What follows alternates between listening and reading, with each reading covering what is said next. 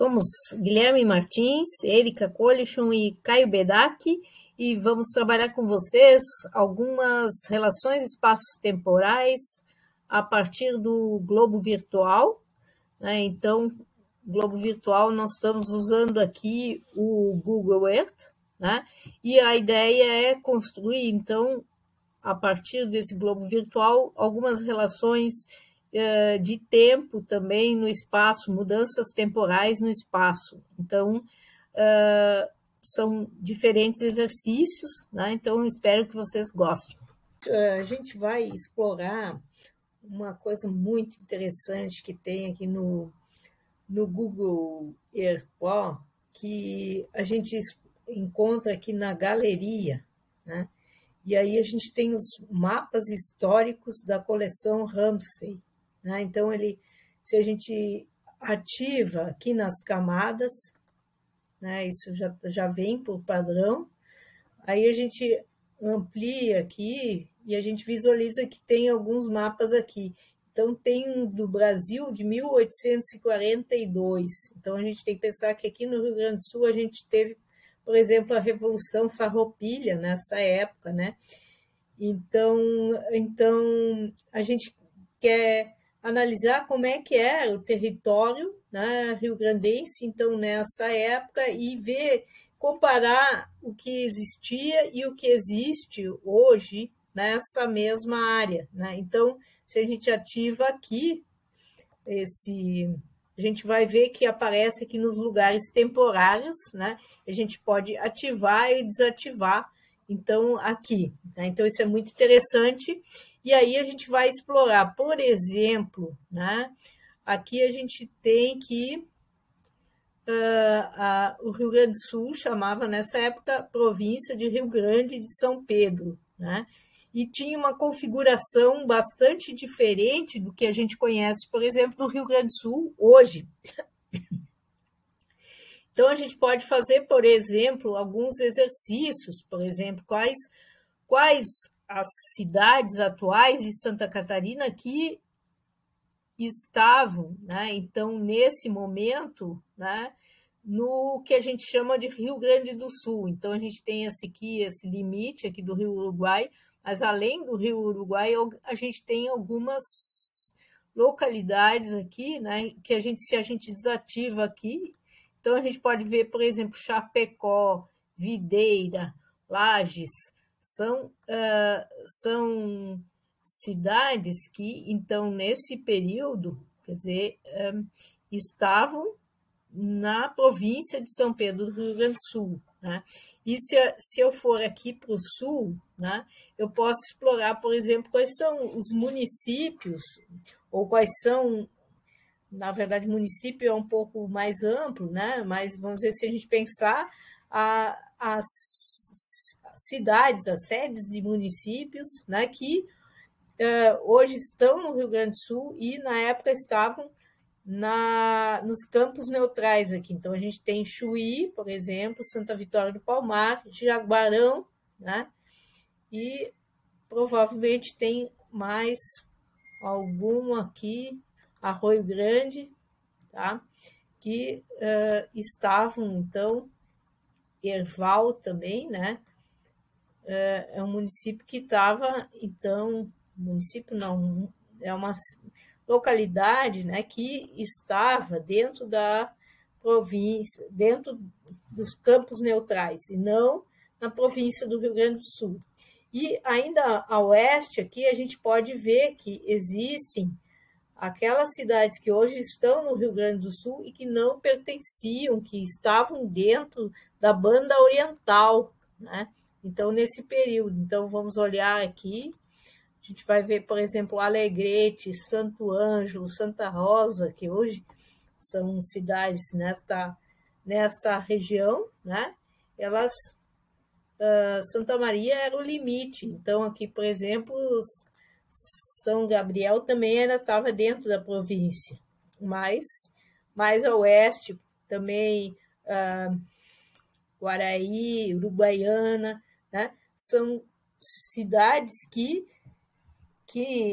ou áreas, né, de terras que, do Bagé também, estava dentro da banda oriental. Então é interessante para ver essa configuração diferente que a gente tem atualmente, né, no nosso mapa. E dá para fazer esse comparativo, que é muito interessante. Oi, pessoal, eu sou o Guilherme. Eu vou ensinar vocês agora a como importar endereços de uma planilha para dentro do globo do Google Earth.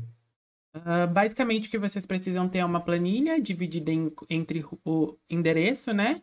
O CEP, cidade, estado e país. Aqui a gente tem dados fictícios que a gente montou para a oficina.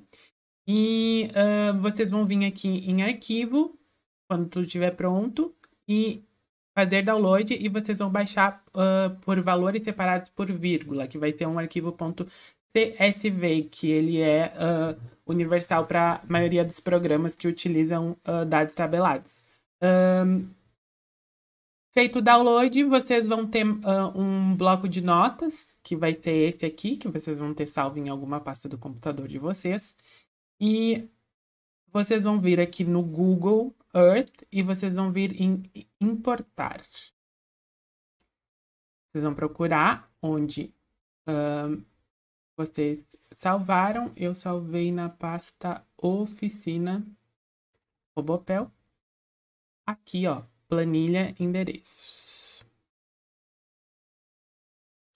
Aqui vocês vai abrir essa tela, que vai dizer para a gente especificar o delimitador. Aqui, como as minhas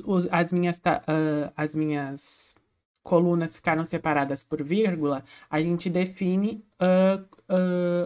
a separação por vírgula aqui. E aí, aqui a gente já tem os dados, ó, certinhos. No avanço, a gente vai selecionar essa opção, porque a gente não está trabalhando com latitude e longitude, a gente está trabalhando com endereçamentos. Aí avança. E aqui a gente tem essas duas opções e a gente vai marcar a opção: os endereços são divididos em vários campos. Endereço, cidade, estado, CEP. E aí aqui a gente vai, ó, no campo rua, a gente vai marcar a coluna endereço. No campo cidade, a gente marca a cidade. No campo estado, a gente marca o estado. No campo CEP, a gente marca o CEP. E no campo país, a gente marca país. Nisso a gente avança. Aqui é só clicar em concluir. E o programa vai localizar os pontos. Aí aqui ele diz: quer aplicar um modelo aos recursos absorvidos? Pode colocar sim.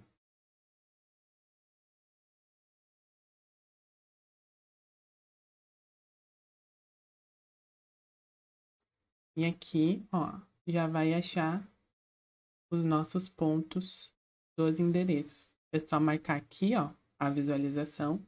E aqui a gente tem vários endereços já localizados.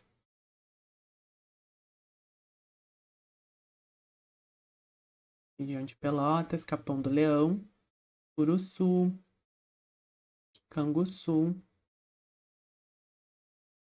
Laranjal. E é isso, pessoal.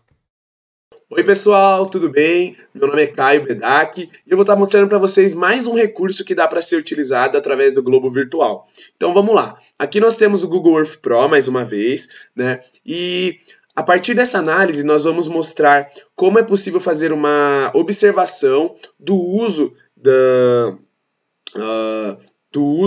tanto do território quanto de algum espaço ao longo do tempo, né? Então aqui a gente vai colocar Santo Antônio de Matupi, que fica no município de Manicoré, no Amazonas, ao sul do Amazonas, próximo à fronteira com Mato Grosso do Sul e Rondônia, com Rondônia.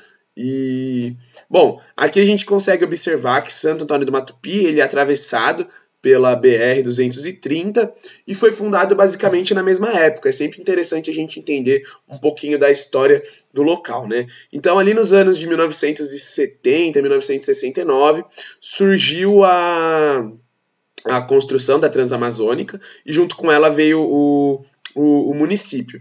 E o que falaram? Falaram que todo mundo que chegasse nessa região e desmatasse as áreas teria a custo zero essa área para o seu nome. Então eles seriam proprietários da terra sem nenhum gasto, apenas tendo que desmatá-las, né? E isso gerou vários impactos nessa região que a gente pode estar analisando ao longo do tempo. Mas como é que a gente faz isso utilizando o Google Earth? Bom, aqui a gente tem essa função do relógio, que ao clicar aparece uma linha temporal, né, com imagens de satélites mais antigos até os mais recentes. A gente consegue ver até a diferença das imagens, né? Então a gente colocando ali em 1969, a gente consegue ver uma grande diferença daquela primeira imagem que vocês estavam observando. Aqui a gente tem uma área bem verde, né? Chegando aqui nos anos 2000, a gente já consegue notar uma diferença. Se a gente chega 2 décadas depois, 1 década e meia depois, a gente já vê a mudança absurdamente grande. E o que acontece, gente? Registros dados que no ano de 2004 ao ano de 2014, que foi o ano marcado ali no ano 2000 pela chegada das madeireiras na região, o crescimento de criadores latifundiários de cabeça de gado cresceram conforme cresciam o desmatamento junto.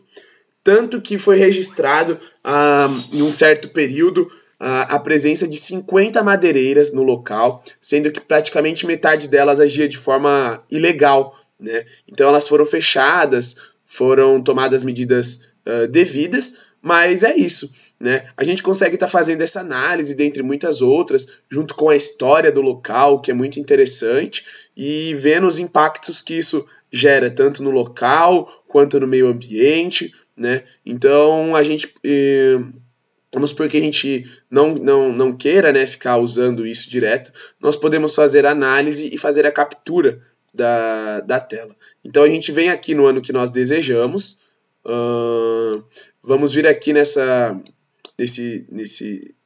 símbolo, e aqui a gente pode colocar um mapa, né, como um título, né, Análise 1969, aqui a gente consegue colocar uma descrição, uso do solo em diferentes tempos. Bom, e aí a gente consegue estar fazendo essa imagem. Aqui onde está minha cara, né, tem essa legenda, a gente pode estar até colocando aqui para vocês visualizarem melhor. Aqui embaixo tem a escala, que é importante a gente não mudar para fazer uma análise bem precisa. E aí, a gente apertando aqui novamente, ou dando licença aqui, a gente consegue estar mudando o ano. Né? Então vamos colocar 2019, porque essa data é importante ali para o local. Então a gente muda a data, 2019. E claro, vocês vão fazer isso e é para vocês salvarem tanto a primeira imagem, né? Você fez o primeiro ano lá. Você vem aqui em arquivo, salvar meus arquivos ou salvar imagem e depois só encontrar ela ali nas suas pastas, né? E aí a gente faz a mudança e consegue estar analisando. Pessoal, isso aqui é muito interessante, não só para a gente estar olhando esses impactos do agronegócio, quanto devastações ambientais, quanto avanço de cidades, é muito, muito interessante mesmo. Então esse é um recurso bem rico e com ferramentas básicas do Google Earth Pro que são muito interessantes para o uso. Eu acho que é isso aí, muito obrigado. Com essas 3 práticas, então, compartilhamos um pouquinho, né, o que a gente pode fazer em termos de desenvolvimento de competências e habilidades no que se refere a reconhecer os espaços marcados pela história no território gaúcho, por exemplo, no território brasileiro, e, claro, que pode ser ampliado para outras escalas. Também explorar os posicionamentos dos diferentes sistemas de referências de coordenadas. Também a gente propôs aqui a exploração das mudanças, né, que acontecem no espaço ao longo do tempo, né, e E, além disso, explorar alguma coisa que também é fundamental na formação relativa, principalmente à área da geografia, que é saber, então, elaborar um mapa com legenda, norte, escala e título, né? Quer dizer, a ideia de marcar o que é importante, né? num mapeamento. Então, já inicia aí, né? Ainda que sejam mapeamentos sem grande evolução na simbologia, né? Mas também o desenvolvimento de habilidades de geolocalizar, então, através dos globos virtuais. E a gente ainda gostaria de partilhar, mas não deu tempo aqui, criação de roteiros, né, sobre os mapas, né, que também é uma forma de trazer, né, as relações espaço-temporais para os mapas. Mas, claro que a gente sempre pensa que todas essas atividades envolvem também sempre a escrita, né, e a comunicação como um todo. Então, a gente tem que pensar isso, né, como inserir isso na nossa prática como um todo.